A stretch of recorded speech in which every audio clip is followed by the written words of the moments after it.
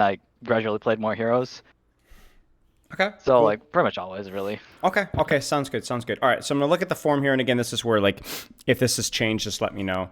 So it says, what do you hope you get out of the session? You said improve my understanding and better idea of what I need to do on certain heroes. That's pretty broad. Is that approximately Yeah. still the case?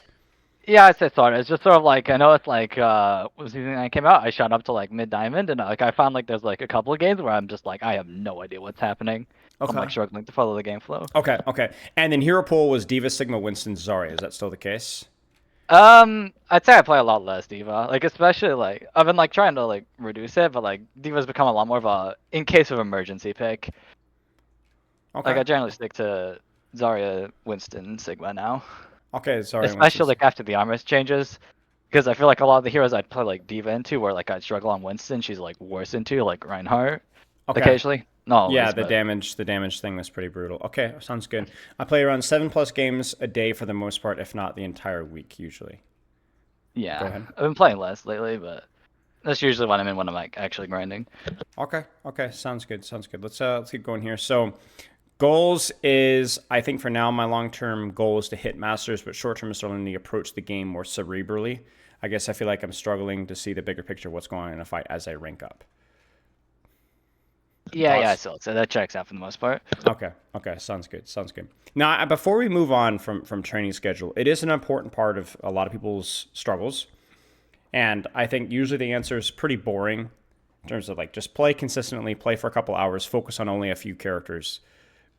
I think for you, the first thing that like stands out from your form is that even though you're only focusing on mostly kind of three heroes right now, for around 7+ games per day, I would generally recommend something closer to two, just for the amount of time that you're playing, if that makes sense.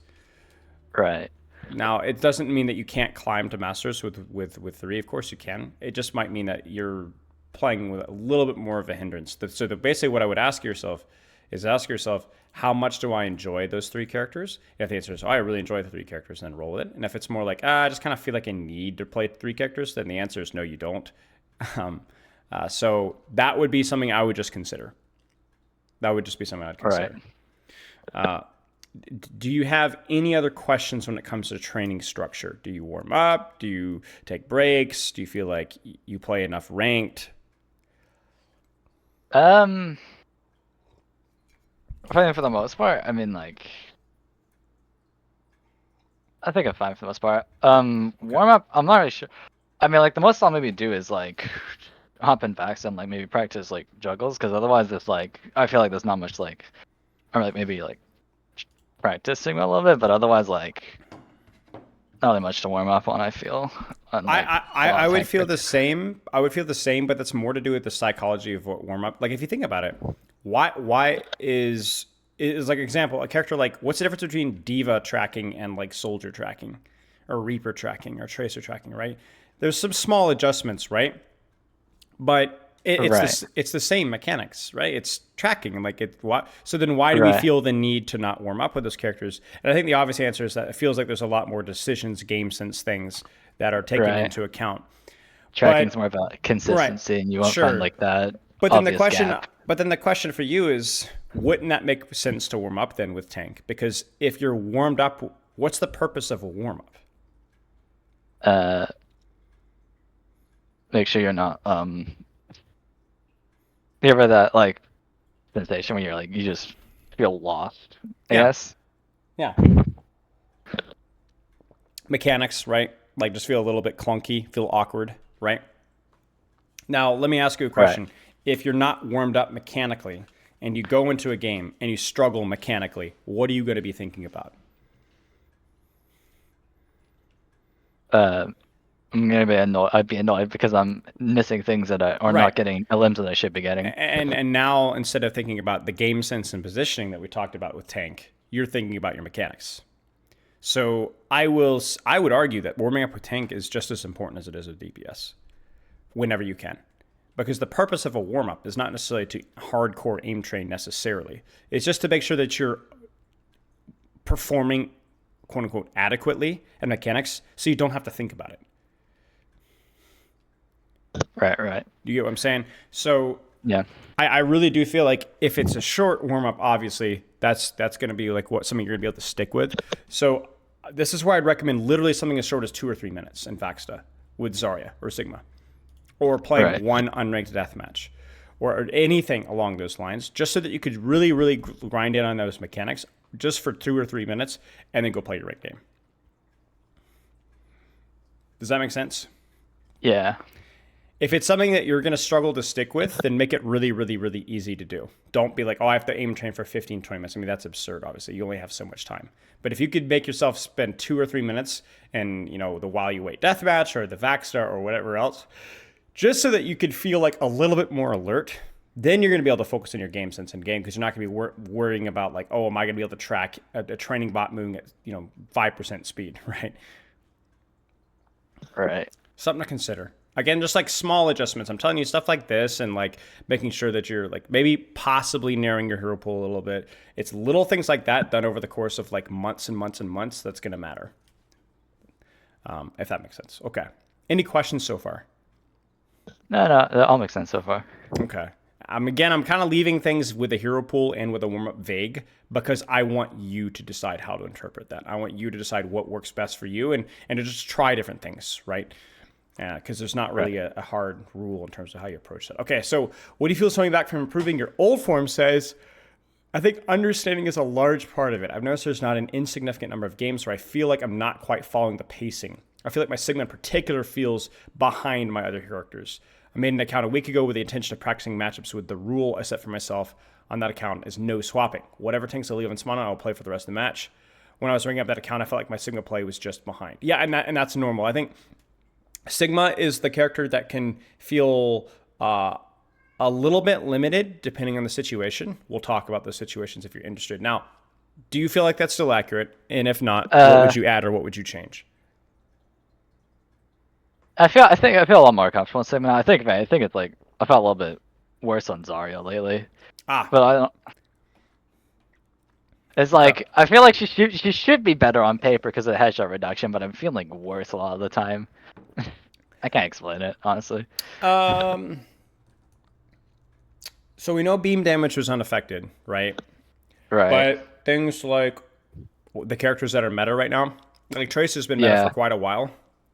Not very good versus Tracer. Especially a lot of the time, it just feels like some dive comp and you just cannot do anything. Yeah, very bad versus dive, very bad versus dive. I think one of the worst things about Zarya is that even when she can perform versus dive, she doesn't feel very good because you don't end up doing very much damage. Yeah, no, I like have some games where I'm just sitting there bubbling people and my damage is like terrible. I'm like, yeah. The thing that you have to remember though is that it's part of it is a little bit of psychology. Like let me start streaming right now. You ever heard of A10? Yeah. Yeah. So he's got some stuff on Zarya, and one of the things that he's always pushing or was pushing on Zarya, which I think is some really good advice, is that you sometimes have to pursue what's most impactful even if it doesn't feel good. So let me kind of give you an example of what I mean. There's nothing that a Zarya likes better than doing, I don't know, let's do doing this, right? Oh, you hear that? It's just delightful, right? It's so good. But ultimately, it's not always the most impactful thing. Now, I will say Zarya is pretty good in tank trains. Like, she's not bad, but it's not super great. Now, we know what doesn't feel all that good? When you're struggling to check the Tracer or Lucio running out. Right? But the thing is look at her HP. Yeah, and like, especially after the damage buff, even on charge, like you actually do good damage to Tracer. Right, and the thing is this doesn't feel very good. Hitting one right click on a across the map or whatever doesn't always feel that satisfying because it's infrequent. You get what I'm saying? It simply makes more sense that like you know what would be a really funny story psychology would be like I wonder if there's like a. You ever play what a slot machine is? You know, where like you pull the crank and you try and get the 3 apples in a row or whatever. Yeah. You know what would be funny is I wonder if the popularity of a slot machine, you could tweak it. Like imagine if there was a slot machine where it only gave you like a $20 payout if you won, but you could win like every 3 or 4 times that you played. Okay. And then imagine a slot machine where you could get like a $500 payout, but you only won like every 10 times. Now, or 12 times or whatever, 15 times or whatever. Now, if you do the math there, you're like, okay, the 500 one makes a lot more sense, but it might actually be like not as popular as you might think because the infrequency of that like dopamine makes it slightly less attractive and people don't understand why. You get where I'm going with this analogy, right? Yeah. This is very important, very impactful. Forcing blinks, forcing recall, forcing resources. Like every little bit of ticket damage you do on this target is good, but it's hard to hit this target, and you also don't get very many ticks in this target. So it doesn't feel as impactful, and also doesn't feed you ult charge as much either. So that's Zarya's biggest issue in Overwatch 2, is that because of her lack of mobility, and because of her lack of like significant range, it could feel very challenging to actually like feel like you're doing something, even if you are.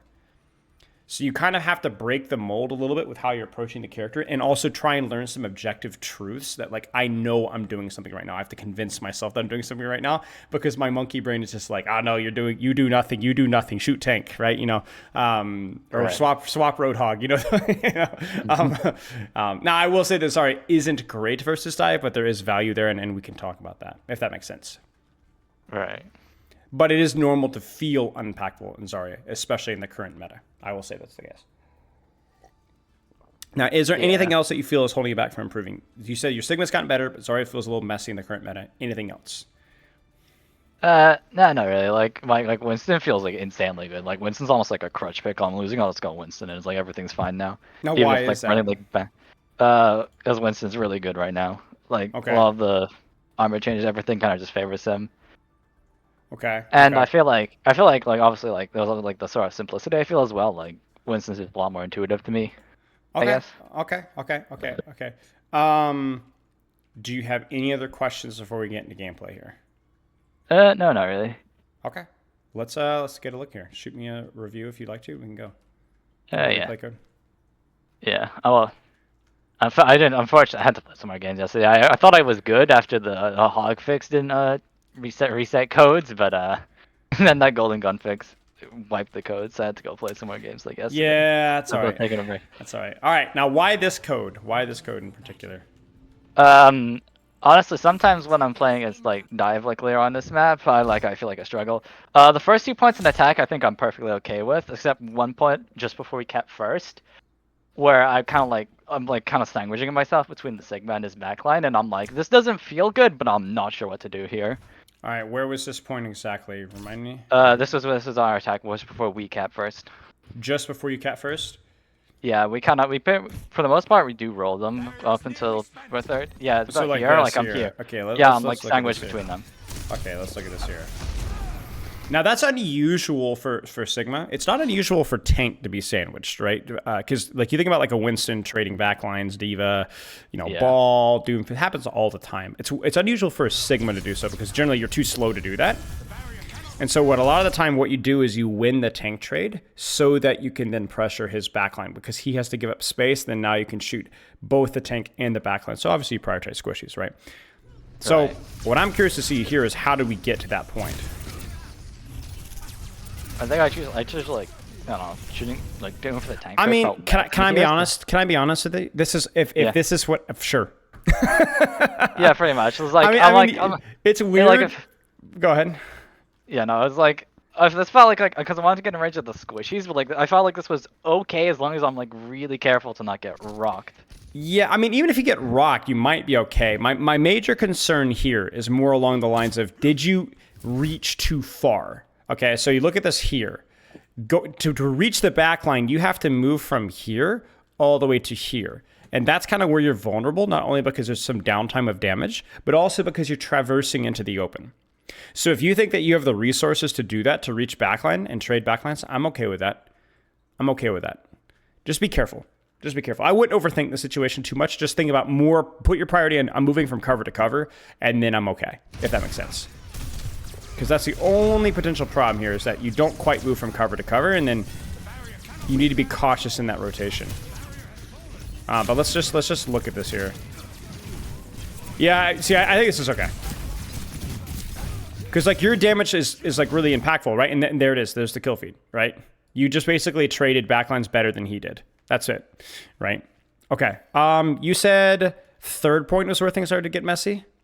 Yeah, we slowed down a bit. We cap with like 1 minute, and we get to third with like 5 minutes, as you can see here.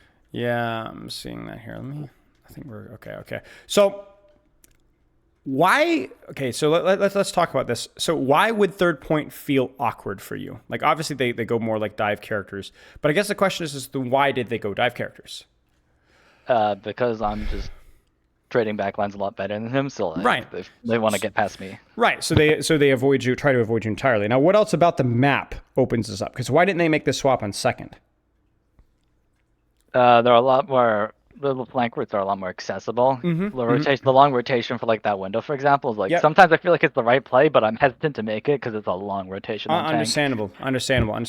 I'm gonna go and give you a little life hack here. Okay, when it comes to counter picking or picking the best tank for this best situation, the number one factor is not your comp. It's not the enemy comp. It's the map or the map point. Right. Now, that does not mean that you should swap Sigma here, because this is still a very long sightline, right? Sigma is still quite excellent on this point. But yeah, whenever you're picking a character, like I would always consider the map, the enemy comp, and then your comp in that order. Right. With a few And then exceptions. the map. With a few exceptions. Now, obviously, like let's say that you're on like Brig Mercy, maybe Ryan isn't the play, right? Right? Yeah. But usually, for the most part, I would consider the map first. Yeah, I mean, I'll look at the map, and then like if we have Right. like some like support synergy that's like bad, like if we have like I don't know, Alari Lucio, like I probably wouldn't play Zarya, for example. Yeah, sure. But like, look at the map first. Look at the enemy comp first. For example, I would play Winston with Lifeweaver Mercy on Gibraltar if the enemy comp was on like, I don't know, Widow Sigma, right? But if they were on like Bastion Reaper, tough. I like the map. I don't love the enemy comp. I don't love my supports. But then if like, let's say they were on Bastion Reaper on Gibraltar, but I was on Ana or Kiri, now I'm going to stay Winston. I'm going to force Winston because I know I can make it work, right? You kind of get what I'm saying, right? There's like, you kind of have to juggle the factors, but the map is the most important thing, right? I will roll out on Winston on Circuit Royale, an attack, and I see a Bastion, I go back to spawn. I don't care if it's just a Bastion. If just one soft counter or hard counter, and I go back to spawn, I can't make it work. Not until third point, right? So I think whenever you talk about somebody like you who has a couple of tanks in their back pocket, I would always consider the map first. The only exception to that rule is if you are doing like what you said in that alt account, which is trying to like limit test a little bit. I think it is good to occasionally limit test. I really do, because you don't know what you don't know, right? I think, in fact, if you just like, for example, like the recent tank changes, I think Diva's not even close to a hard counter to Winston anymore. At best, Yeah, like that's what I was like saying. Like when someone's like, you want like playing with a friend, they're like, why are you like on Winston? I'm like, dude, I've been the Winston, I've been the Diva. Like I don't even hate that matchup anymore. As long as you like, as long as like Diva doesn't catch you without armor, like she can't do anything to you. Exactly. Really. It's at best a soft counter now, but you wouldn't have known that without trying. And then also, I think things like Reaper are overrated on most maps as a Winston counter. Sometimes he's not even a soft counter. Sometimes he's just a minor inconvenience, right? Depending on the map, right? So, but you wouldn't know that if I hadn't played into Reaper 100 times, right? So I do think that there are some things that are like a skill match and you need experience. So this is one of those times, right, where you're talking about like, okay, Sombra Tracer are, I would say, soft counters to Sigma because they don't interact with you. They're difficult to shoot. Your ultimate isn't that good. And they can also harass you. Pulse Bomb on a Sigma can hurt. Hack on a Sigma can hurt. EMP ruins you, not to mention your ultimate. But they're still on Sigma. The point is good. And they're on BAP. That's a target that you can shoot as well. You look at your comp 2 and you go, well, Sigma's okay versus this. Like, there's nothing about my comp that screws with me, right? So how do you play Sigma versus this? This is where I want you to go back to the dopamine of the Zarya example in the practice range, okay? Because you can already know where I'm going with this. How many people who are you going to be able to shoot here? Same we're at the long pokey range. It's just gonna be whoever's on this corner. The cart's still pushing, so I just want to hold this angle and shoot whoever I can shoot. Pretty much. But what I want to encourage you is to not be discouraged if you're trying to shoot a Sombra Tracer and miss a couple of shots. Because remember, where is Sombra Tracer more likely to be? Are they going to be behind the Sigma with support? No. Where are they going to be? They'll probably be trying to. With where their team is, probably just trying to challenge my angle for now. Right, challenge your angle. You might have a Sombra here, you might have a Tracer here. So the idea is that even if they're harder to hit, one volley, screws them. One volley recall. That ruins them, right? Like actually, Sombra has a Tracer. She can't get healing. The positions that she's likely to play. So yes, your damage will be a lot less satisfying, but it will be even more effective than spamming them on Hanzo or Widow like you were earlier. Because you saw it in the first point, right? You hit how many volleys in backline? Like 5 or 6, and it just got healed up. Now, it was still good, but don't be overly discouraged if it doesn't feel immediately good. I would also be this is where we're gonna start talking about micro, because this character is very micro intensive. I want to see perfect resource management from you. Right? And that means always judging what is a better use, my HP or my shield. So like right now, Right.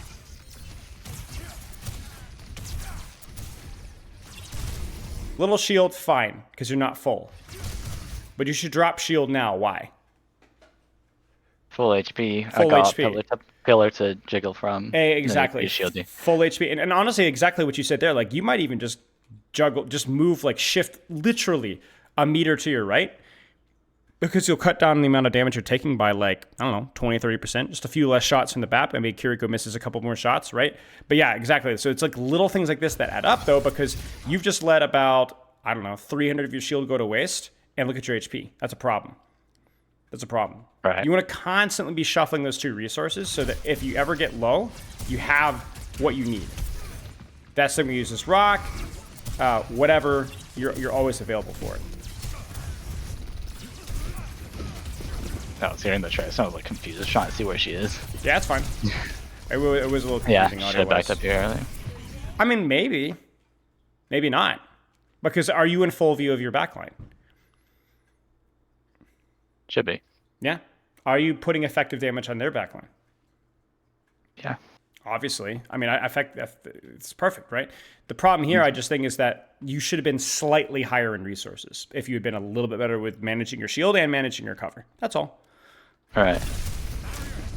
I mean, look at that. You just forced a shift. That's fine. Yeah. I thought I was close enough that the shield would block the Yeah, rock yeah. here. That's fine. I mean, that's really all there is to it. That's really all there is to it. I look at this here and I'm like, your HP management could have been a little bit better. Your corner management could have been a little bit better. And then obviously you muffed up the micro of your shield. But to be honest with you, you're controlling an immense amount of space. Like, look at their dive targets. Do you see the lack of angles that they have? They're all on cart. Yeah. Why? Because they tried to get up here and you said no. In fact, the BAP was sitting back here for like 6 years, right? I think the Kiryu had to TP. Yeah, see, the Kiriko had to TP in because she couldn't even take an angle because you're controlling that angle. I think that your initial positioning here was really good. I think the damage that you're doing, I mean, look at your ult charge even, right? Like you started this fight at 30 ult charge. No, 25 ult charge. Wait, yeah, 25 ult charge. You've built half an ult in a poke stage. Okay? Right. This is great. It's just bad resource management. And so this is, like I said, I do think Sigma is one of, if not the most micro-intensive thing. And so your macro there was okay. The position you held was fine. The theory of who and what you were shooting was fine. Just the way that you manage your shield and your HP and then blocking rock and so on was bad. That's it. Even here, I like this. What's the plan here? What's the strategy? Getting this Kiriko off high ground, then looking to push and card. Exactly. Remember the first point thing, right? Why are you trading tank? Well, because you can't reach backline. But if you could skip the tank trade and immediately control their squishies, do it. Do it. And that's exactly what you're doing here. Sukiri drops. Now you shoot the squishy. I actually here, before you drop, I would do a little bit of a scope. All right. What I would do here is go here. Walk out to the bridge. Yeah, and just do a quick sneak peek. Look around. See where you're at. Just because once you drop, you've committed with Sigma, right? You've committed to the fight. Turns out that there's actually not a lot that you could shoot here. I think maybe Kiriko, maybe Sombra, whatever. But it's hindsight to say that, oh, it's okay to drop because we didn't know and you didn't know. You need to be doing that just to make sure. Right.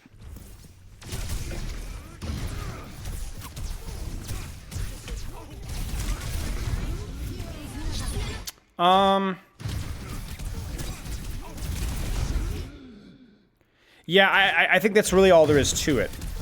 Is that you give up your positioning too soon without enough information. Okay, do you want to get really, really spicy with this? Do you want to get super, super, super in-depth, nuanced macro strategy knowledge? Okay.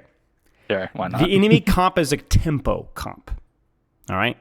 What that means, not that they're play faster. That is a myth. That's not what tempo means. Tempo means tick, tick, tick, tick. They're a tempo comp that, in other words, it has very high spikes around a tiny. High uptime, then downtime. No, right. High value High when they're value, up, yeah. and very Yeah. bad when they're down. Sombra is very dangerous right now. Tracer is very dangerous right now. But once this cycle fades, if you live, they're terrible. They're going to take a long time to set up again. Whereas Hanzo and Widow, or Mei and Widow, even around Mei wall, right? Much more consistent pressure. So the problem here is that you have kind of like, you've not really scoped the battlefield. And so you're in a situation now to where you could die. People could die. Let's watch this. Tracer in, Kyrian, Sombra. Like, this is a really well-timed play from the enemy team. You see this? Somebody should die here. Right. And there it is, right? Because why is the BAP not helping the Widow? Because you went right now. So what I want you to do is not overthink this one necessarily. All I want you to do is just to be patient, prodding, and don't immediately cash out right now. Right. Just hold the high ground. Because see, what you've done is you've allowed them to get a kill off of that spike. And so now the reason your Widow dies is because your BAP has to babysit you. Does that make sense? Right. Good flux. Should be big. It is. Suzu, Lamp, and Sigma's dead. And you notice that as soon as the Sombra, the Widow died, do you feel like the enemy team just kind of like lost all kill threat, like immediately? Right? Yeah. Like, That's it, right? Sombra was out. Yeah, Recall was forced, Translocator was forced, and so then they just didn't have anything left. It was, they were just died. So it's a good flux. I just want you to be a little bit more patient with your positioning. Okay, now we're gonna talk macro here. Right.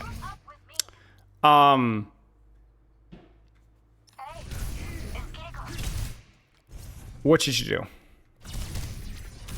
Minimize tricky, isn't damage it? taken. Minimize damage taken. Why? Because my map just went up to fight the Tracer, and Okay. who knows where everyone else is. Okay. Because my Kiri's in spawn. This is a big problem, right? Big problem. Big problem. Something to keep in mind.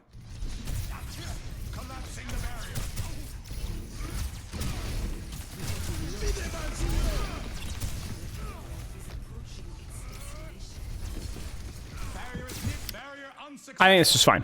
Frankly, I think this is fine. I think you minimize your damage taken, you accretion post, you've shifted the BAP window, your Mei just kind of greeted her ice block to go for the kill in Sigma, and then that's it. The only nitpick I could possibly say is that, as weird as it sounds, this Mei wall allows you to go for backline. Just keep that in mind. So you see here, do you see what's available right now? They're BAP. He's right there. He's no He's cover. right there. He's right there, right? So you're so concerned about winning the tank trade, which you play perfectly, right? Bam! The problem is it's a windowed BAP. If Well, no he's not BAP, being... he's not dying. He's not We have no dying, idea. right? He's not dying. So the problem is that you needed... You actually should have used the Mei wall to actually start shooting Kiri and to actually start shooting Baptiste. Then your Mei lives. Then your Mei lives, if that makes sense. Does that make sense? Yeah. That's the hardest thing to do with Sigma, is to just immediately pivot from winning the tank trade to, okay, now I can shoot squishies. Because you won the tank trade. You got the Mei wall, you force his shift.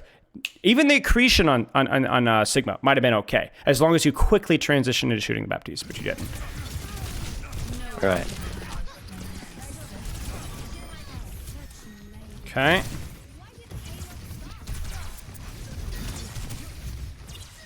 Good.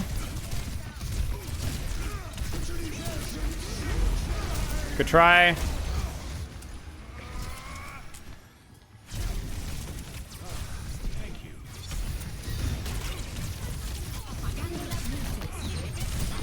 I'm just kind of zooming through this because I think the way that you're playing it is pretty reasonable.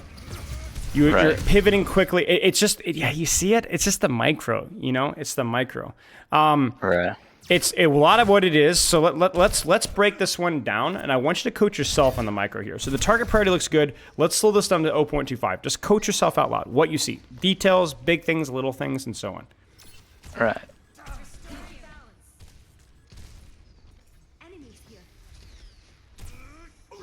BAP's out in the open for the most part. didn't proc the accretion because I didn't know my shield. So what should you have done? Like, let's get something actionable here, right? Not just, oh, Right. that was a mistake. But like, what would you do differently? I think for the most part, I think it's okay, just because there's no risk of me dying off that accretion, and I'm trying to follow their supports who are a bit too far up. Okay.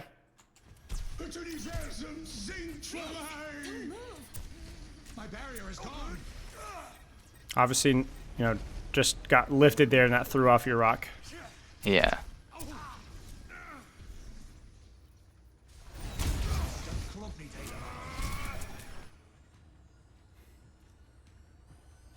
Okay, and then the MP goes off in the back line, and I'm a little bit too not sure where to look.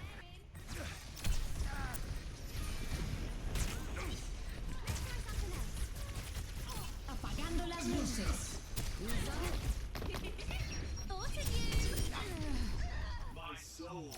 Thoughts?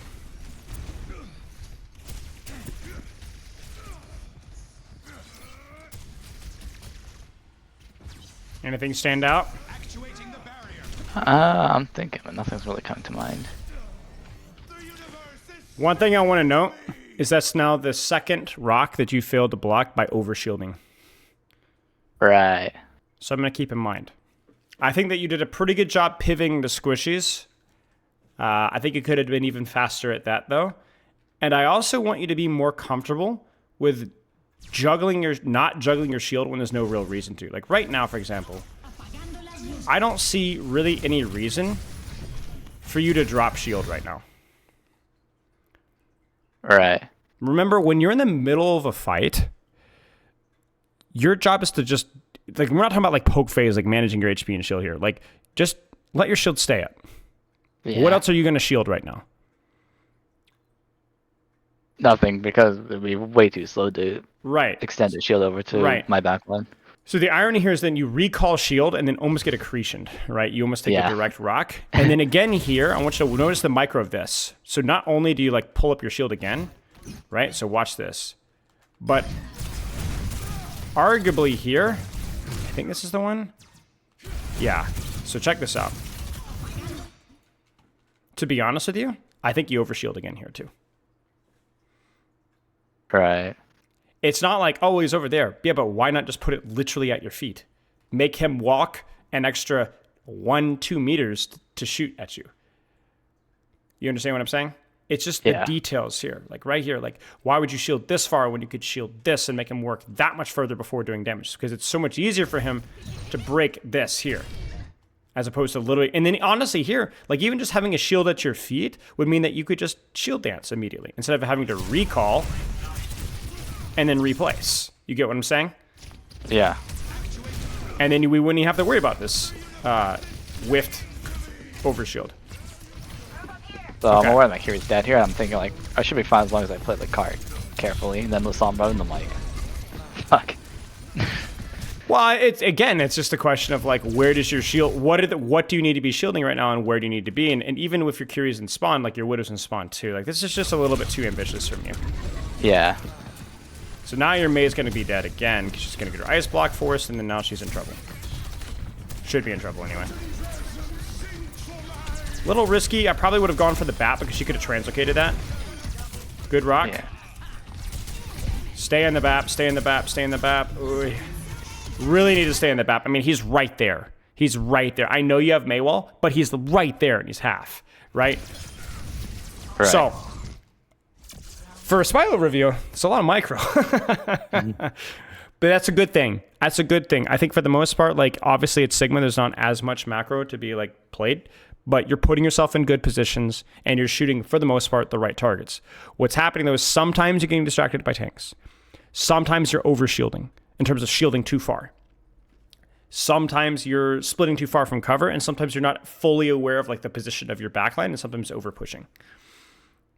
Those are details that we need to clean up. Any questions so far? No, that makes sense Okay. so far at least. But yeah, on attack they go for like more divey, and like this is like honestly, like I just could not hit some of them sometimes. Like I- way worse than normal against like those Sure. dive characters. Sure.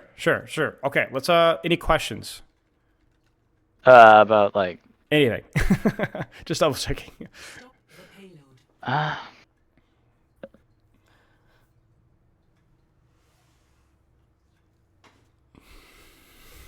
I think if it was, I think it was more like how to approach certain parts of like this map, for example, on the defense.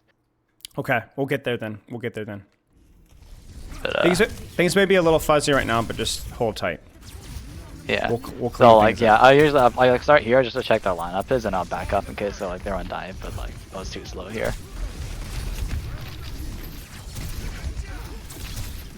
So I like this, but what I want you to look at this is from a position of convenience, okay? So it is awkward hitting people at point blank range in Sigma, okay? Especially mobile Yeah. characters. It is much better to poke them out at range at your full explosion radius where you don't even need to hit directs. So what I want you to do when you're playing Sigma is I want you to play like a turret. When you're considering like where to position a turret as Torbjorn, the first thing you're looking for is like, can I take a slightly different angle than the rest of my team, right? Right. But then you choose a position that once the enemy team commits has like a pretty broad view of the battlefield, right? And now imagine the turret that had 600 HP and a shield, and you definitely want a broad view of the battlefield, and you definitely want to be using that off angle. So the problem with this is if you're setting up a turret here, let's look at where your backline is. BAP here, Widow back, and this is pretty normal, right? The normal position that a lot of Sigmas play, which we'll check out with our turret logic, is they'll play somewhere around here, okay? They have cover, but what's nice about this position?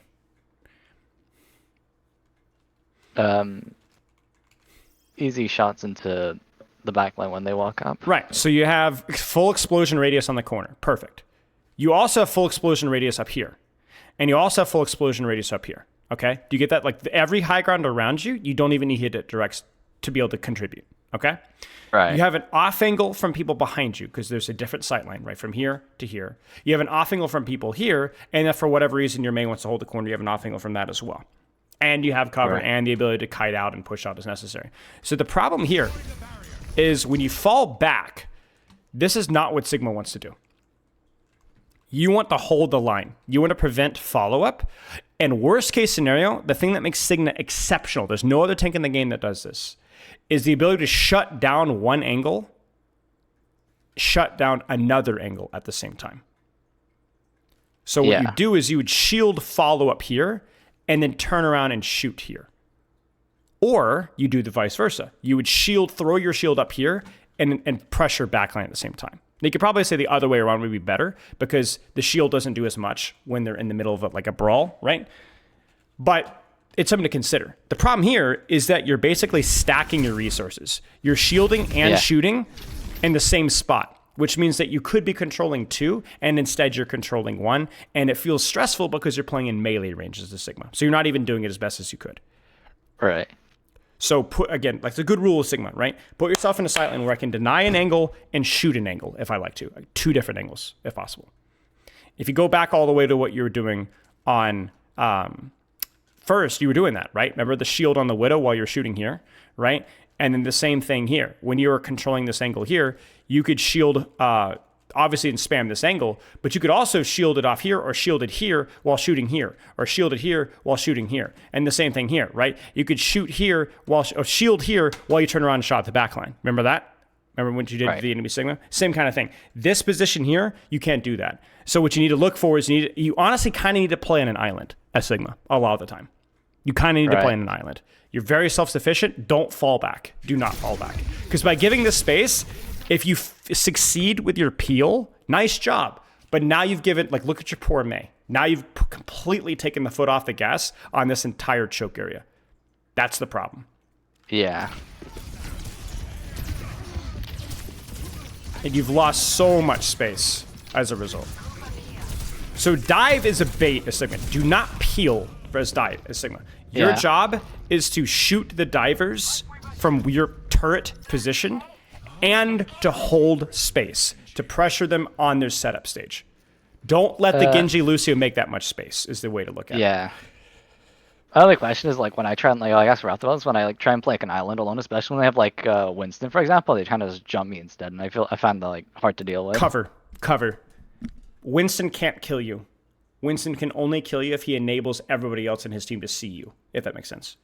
Right. So what you do is you duck behind the corner, break bubble, live, and then go from there. Because remember, Winston by himself never kills you. It's always what he enables. He will do a decent amount of damage to you, but you can live it. Right. This is what I'm talking about, right? Right? That feels terrible. But you hit one volley, she's dead. One volley, and she's dead. So where's your island? Where's an angle where you could shoot one angle and spam another? Or shield one angle and spam another, excuse me.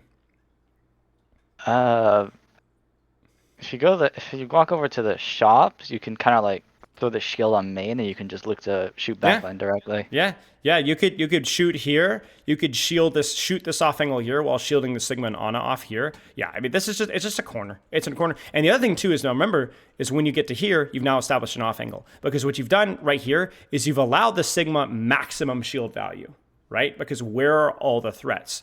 Outside of the one guy in high ground who's not... But right, everybody's here. But if you're here, he's going to have to shield you and then allow the Mazen to shoot or shoot shield off this and then get shot by you. Right? So it's like he has to choose his poison. You're making this easy on him. I want you to establish a turret off angle. Good? Yeah, and he goes Winston at this point. Yeah. Which honestly is not even that bad for you. Like, I think that y'all's comp is, like, relatively reasonable. The Widow might be tricky, but, like, your Widow's been hitting shots, so, like, I think you're okay. Okay, this is where we can get super saucy. Establish your turret positioning. Where's your off angle? You know where your backline is. Where's your off angle? I think, closer to the end of the fence where I'm at right now is fine. Sure, Because you can shield the high ground and Sure. shoot Ganjor I want underneath better the bridge. cover, though. I want better cover. Adjust your position, but make it slightly more cover friendly. I mean, that should be okay. I feel like Yep. it's kind of far though. It is far, but that's good for you. It's good for you. Because Right. the further distance means that it's going to be more of an awkward engage. Now, Winston could get you easily. But Genji, Tracer, Lucio, it's hard. And don't tell me that if you play this cover here with shield and shift, you will die. You're not going to die. Your Zen has full LOS, your Widow has full LOS, your Q has full LOS, your Mei has full LOS. Hold here. Hold here. That's my recommendation. Now, you're not going to be able to rotate from here, but you're going to make it so agonizing. Oh, yeah, that's rough. See, the problem here is just the lack of cover. The problem is just the lack of cover. And you're saying, oh, I don't feel comfortable playing there. Well, do you feel more comfortable playing here? The only advantage that you have right now is... Right, death by 1,000 cuts, and also the only advantage that you have is the ability to kite backwards to this corner here. The problem is that in the meantime, you're taking an absurd amount of damage. I like this, by the way. This is good. That needs to hit. Yeah. But yeah, the only nitpick there, I mean, it's more of a goof up on your Kiriko, but like let's not pretend here that this fight goes differently if you have Suzu. And the reason I don't have Suzu is because you got slapped. And the reason you got slapped is because you're standing here, and I don't know why. You get what I'm saying? Yeah. That's the problem. Good flux, good trade. Obviously, the accretion on the Winston needed to hit. Let's see what else happens here. I also think as well... Sorry for the buzzing. It's obnoxious replay viewer bug. I think as well, I think one of the mistakes I always make with dive is I get greedy with my shield. See, look at this here. There's no reason for you to wait that long to shield. You're like, oh, it's dive. I don't need a shield. Dive can't break your shield either, right? So look at your HP right at the end here. Okay, look at this here. Right? Now watch. You see that? That's 200 damage that could have been shielded. And then now like 200 HP, the shield and shift doesn't really help because that's enough for Winston to just kill me. Exactly. And you have a full shield, and you're at 238 HP. Something stinks, right? Right. And even here, why recall? For what purpose are you recalling? You're gonna stay here, right? Like, let's be honest. So why recall? Yeah. Just keep the shield up. That way you don't have to worry about taking. not a little bit of a mental trigger at this point to just recall the shield It- if I'm not it- using it unless it- I'm it like really deliberately is. cutting off heals. It really is, right? But you have to be, I think like this is the thing, is that you have to be more deliberate with how you're using your shield versus dive, right? I think you got to be a lot more attentive to how you're using it. And maybe that's a good skill, period, because we already have a problem with you overshielding. We already have a problem with you in poke phase using too much shield when you have full HP. And then now we have the opposite in this dive situation when you're using too little shield at too low of an HP, right? So I think the problem here is paying attention to your shield management. Look at the enemy comp, look at the situation, and then place it when and where you want to. And you're smart enough to recognize this, right? I think the point is that in the moment, you just need to treat your shield like it's the only thing that matters in that ranked game. Until you're going to clean up some of these habits. And when you do, well, then we can move on to the next skill. Venture here. Hey, Ash. Barrier initialized. Same thing here, like turret angle. As long as you have cover, just keep shooting, keep spamming. Obviously, your options here are a little bit more limited, but I think where you're at is fine. And this is where, again, I think you have the right idea. Don't turn around.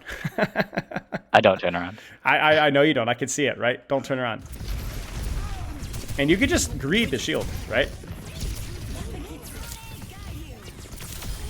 Good.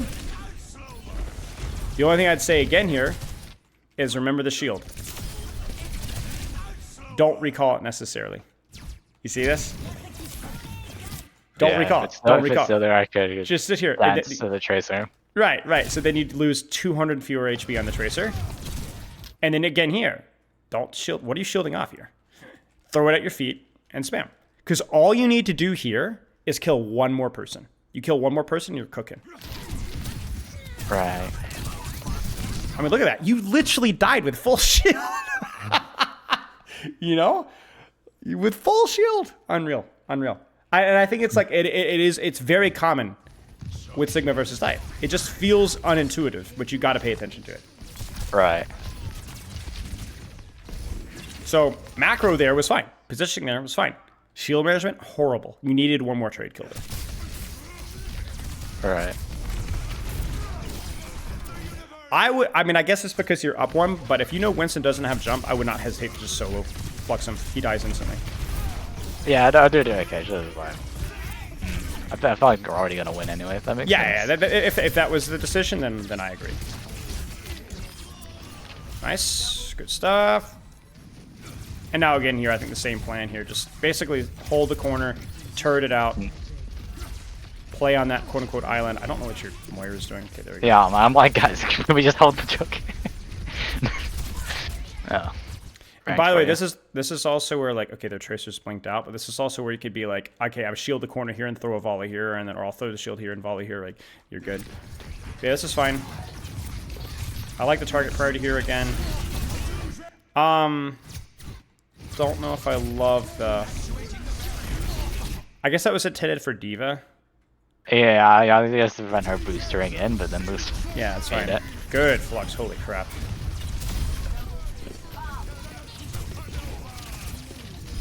I mean, I also got kind of lucky here in that because they're on Mercy Lucio, their D.Va is like not ready to go in just because she's like 300 HP. She's like going in off the beat, so it's already kind of wore off by the time she gets in. I will say as well. Was this shield for your Reaper? Maybe. No, this was a forefront shield, as I lovingly call them. A what? A what shield? A forefront shield. You I just hold see, I right, see. like you're like, what am I Yeah. doing? Yeah, I got you. This is where what I would do is I would just basically try to quickly decide where you want shield. Like you could drop shield on yourself, you could drop shield on your tracer, heck, you could even turn around and throw shield in your backline. Just have a just use it, you know.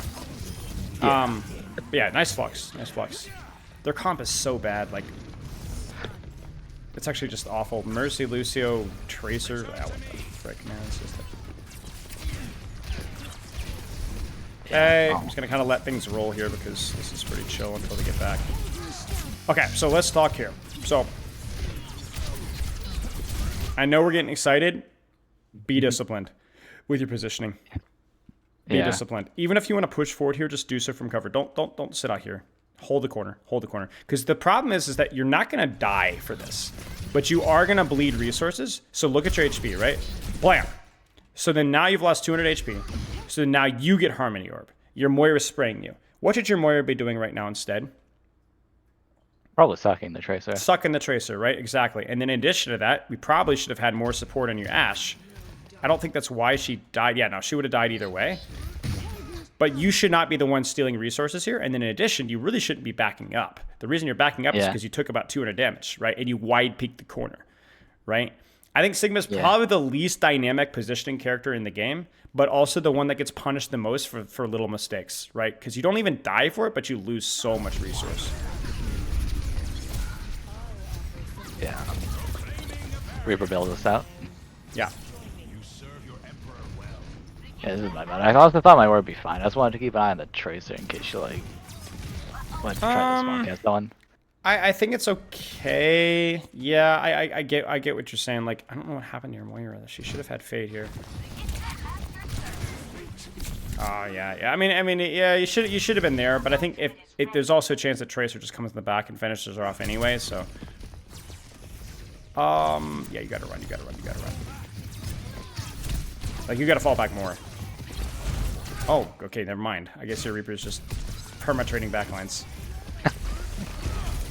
Yeah, I don't know. This guy just like locked Reaper when this guy went Winston. He just like locked in. I I think you guess. get out here. I think you should get out here.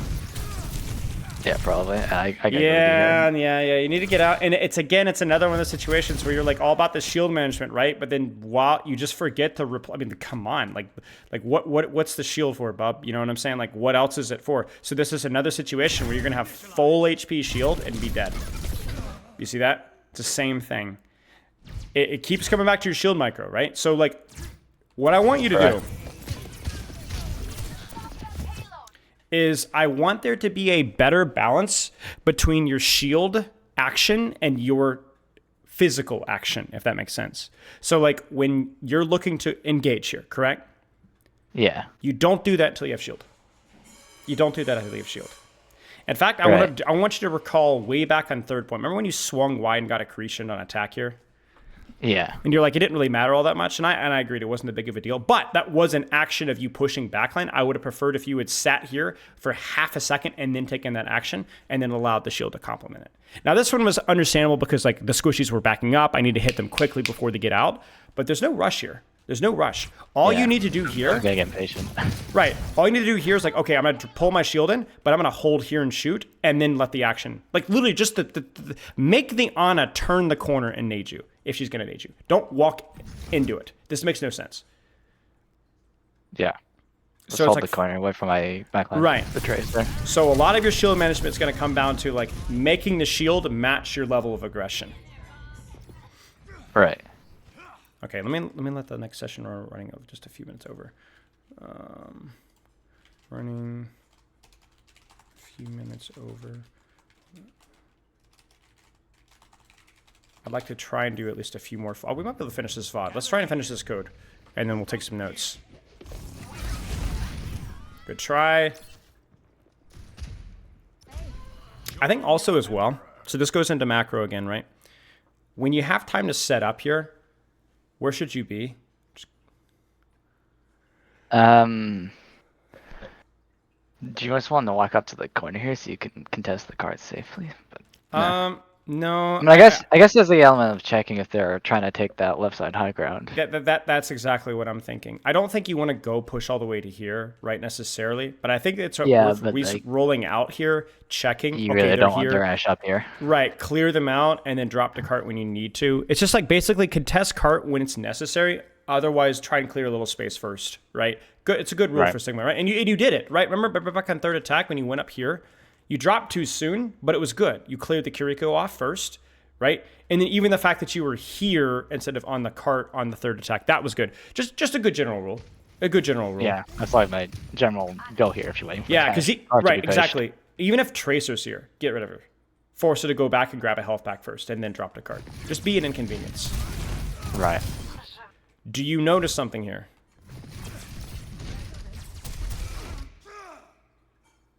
You're taking action without a shield. Be careful. Believe the the nade. Yeah. If this Especially now they have Doomfist and I can be punched out of shift.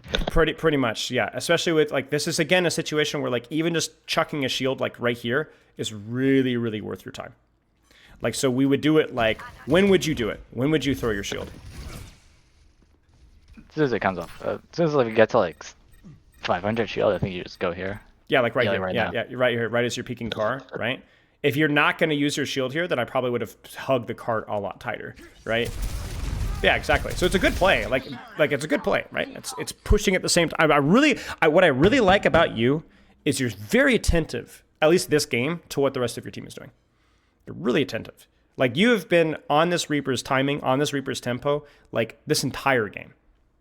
This entire game. And it's been really good, right? Like this Ana doesn't die without you. Because the reason she dies is because she's looking at you, because then she's looking at Reaper, and then like you're doing a great job with that. Just make sure that your shield is matching that action, right? Right. You do that, we're cooking. Like even here, like check this out. This is actually like a cool little micro example of what we're talking about, right? You need to push this Ana, but you don't have shield. So you fall back. Then you're about half a second on shield. So then you walk forward. Now I don't think you necessarily needed to fall backwards. You could have just fallen sideways, right? But you have the right idea. And so then now you have full shield, so you're just going to W key and throw the shield all up in here. Right? And you see that? In fact, you could have gone even deeper, and you are going to go deeper. See, this is good. That's more of what we were missing earlier. You kind of see what I'm saying? Yeah. Let the shield match your action. I love this turret position here, especially now that you're like playing your cover really good here. Manage your shield, good. A little too much shield damage there, but that's all right, because I think full HP can play the corner a little better. I don't like the secretion. Yeah, no, I just like Thoughtful Upgrade. I think they typically hit E with the line. You have, yeah, you have, I mean, it's okay, but you have enough HP now, and you have enough shield to where you can actually walk forward and, again, let your shield match your aggression, right? Go walk forward. Right. You've earned it. You've earned it. Your position is perfect. You've got a nice turret position. You've got good cover. You're controlling backline. Do something with the secretion. Right.